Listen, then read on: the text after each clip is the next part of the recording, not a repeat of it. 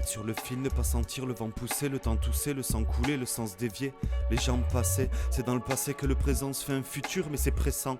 Une fois de plus ce sentiment d'être au début d'une fin qui se programme au fur et à mesure. Débute ma fin en a eu plus que Gargantua dans ses abus, des abusés. Dans un demi-temps, j'ai eu cette vie des arts musées qui tournent au fond au sein de leur cycle.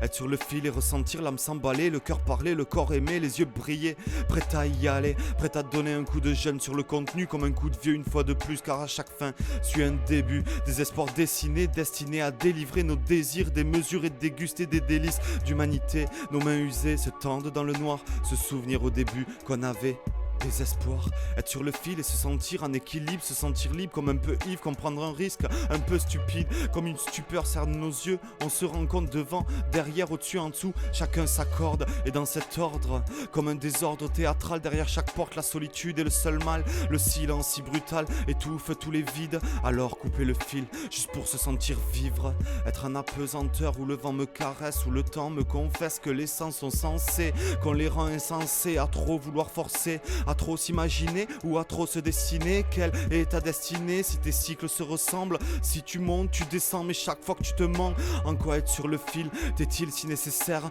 Tu restes juste la cible de tout ce temps que tu perds.